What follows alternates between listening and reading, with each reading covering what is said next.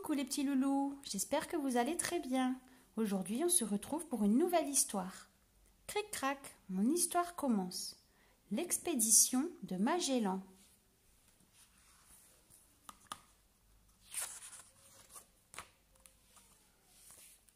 Je ne vois aucune terre à l'horizon. Ce n'est pas très rassurant. Ce bateau a l'air si vieux, soupire Georges. Au contraire, il est tout neuf. Regardez l'inscription, c'est la Trinidad, s'exclame Yoko. Nous sommes bien sur le navire de Fernand de Magellan en 1520, au beau milieu de l'océan Atlantique. Alors, dans chaque page, on va devoir retrouver, je pense que c'est un petit lutin, en Père Noël. Donc, tu vas m'aider à le retrouver. Alors, on commence par cette page. Cherche-le.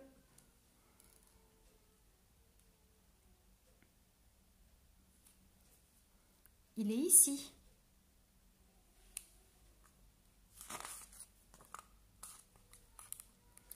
Un homme d'équipage surprend les enfants. « Oh là, moussaillon, vous n'êtes pas là pour rêvasser, au travail !»« Mais quel travail ?» demandent les enfants. « Commencez par me briquer ce pont !» ordonne le marin qui n'a pas l'air de plaisanter. Heureusement, il s'en va vers la proue. « Vite, allons nous cacher !» chuchote Cléa. On cherche le petit lutin.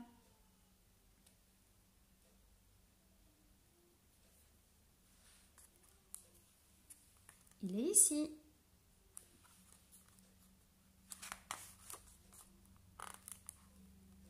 Nos 4 amis se cachent derrière des tonneaux. Mais voilà que s'approche Magellan en personne. « Vous êtes beaucoup trop jeune pour être à bord de mon navire.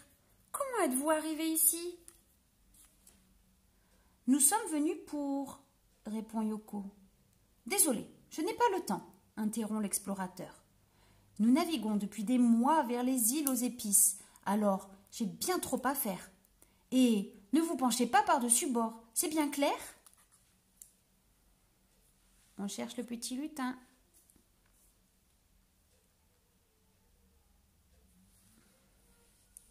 Ici.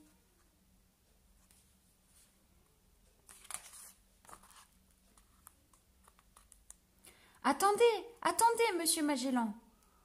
Où sont-elles, ces îles aux épices? Aux Indes, mais nous tentons de les rejoindre par une nouvelle route. C'est pour cela que je navigue vers l'ouest. Comment ça, une route? Demande Georges. Je ne vois que de l'eau autour de nous. Une route maritime, voyons. Il n'y a pas que sur terre que l'on trace des routes. Sur l'océan, elles nous apparaissent la nuit grâce au chemin que nous indiquent les étoiles. Bon, je vois que j'ai affaire à des petits curieux. Suivez-moi. On cherche le petit lutin.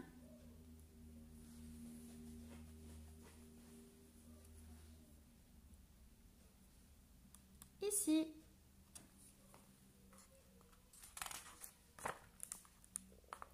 Ces gros nuages ne sont pas de bon augure, s'inquiète l'explorateur. Allez vous mettre à l'abri dans ma cabine. Pourquoi? Demande Cléa. Parce que le vent se lève et le navire va tanguer dans tous les sens. Est-ce que tu vois le petit lutin?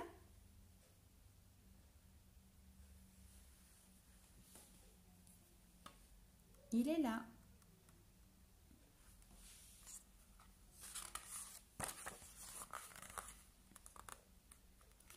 Ces cartes sont magnifiques, s'exclame Georges fasciné.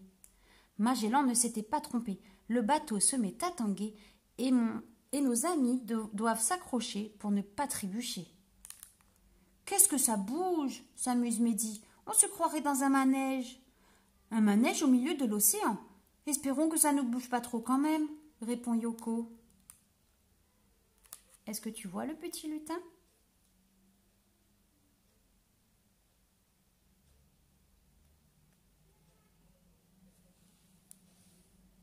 Il est ici.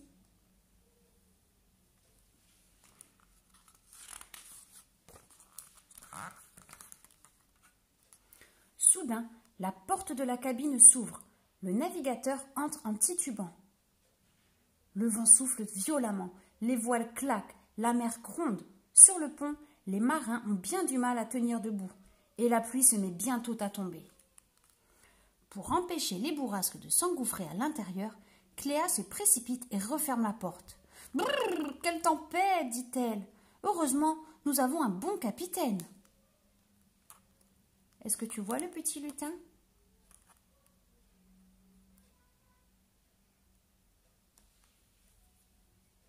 Ici.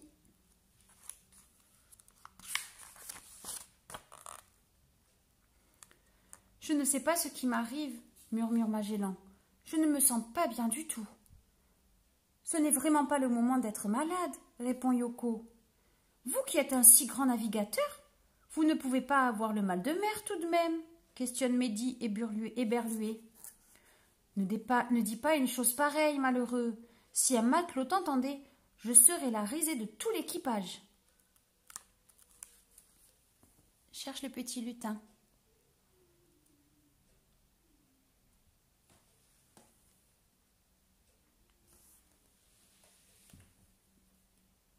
Ici.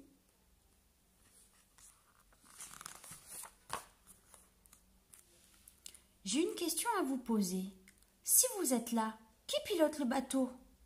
Tu as raison, je dois remonter sur le pont. Magellan essaie de se lever en s'accrochant à son bureau. Vous n'y arriverez jamais tout seul, dit Georges. J'ai une idée. Nous allons prendre la barre à votre place, suggère Mehdi.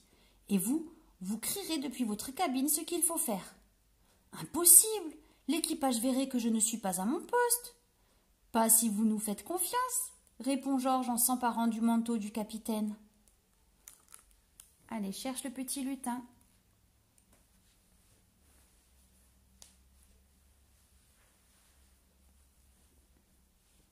Oui, il est ici.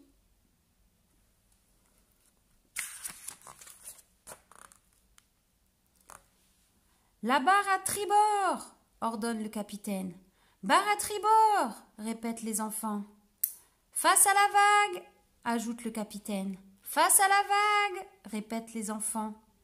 Et grâce à la ruse de nos amis, le navire traverse la tempête sans le moindre dommage. Allez, on cherche le petit lutin.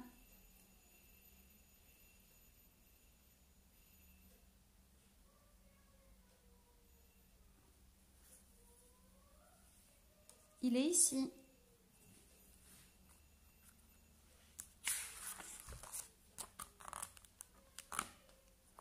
Le calme est revenu, le soleil brille. Fernand de Magellan est appuyé au bastingage, mais il a l'air contrarié. « Qu'y a-t-il » demande Cléa. « J'espère que nous sommes sur la bonne route. »« Vous n'en êtes pas certain ?» s'étonne Georges. « À cause du mauvais temps cette nuit, nous n'avons pu voir aucune étoile. Nous sommes perdus. Regardez, la terre du continent fait barrage devant nous. Je ne sais pas comment nous allons passer. »« Des dauphins !» s'écrie Cléa. « Je suis sûre qu'ils savent où ils vont. Suivons-les !» Allez, on cherche le petit lutin.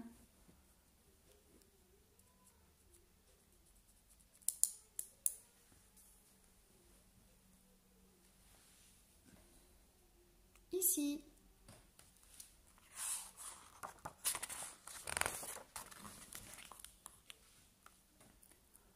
Le navigateur écoute ses nouveaux amis. Et il a bien raison de leur faire confiance, car bientôt un cri de joie se fait entendre. « Regardez, regardez !» s'époumonne le matelot posté sur la vigie. « C'est formidable !» s'exclame Magellan en regardant la ligne d'horizon. « Nous avons découvert un passage à l'ouest. Nous allons réussir à gagner l'océan et atteindre les Indes. »« Il a raison !» chuchote Cléa. « Ce passage va devenir le détroit de Magellan. Mais chut, il ne peut pas le savoir. » Allez, on cherche le petit lutin.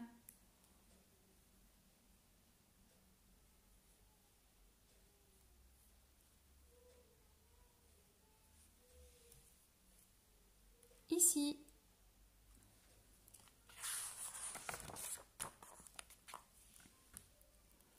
Nous devons repartir, déclare alors Georges satisfait.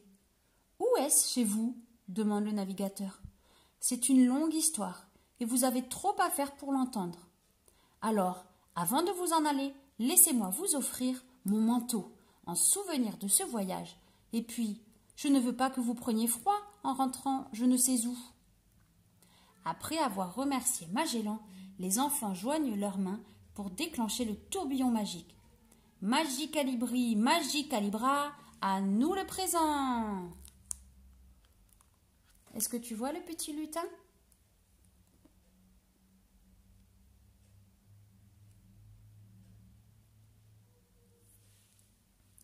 Il est là.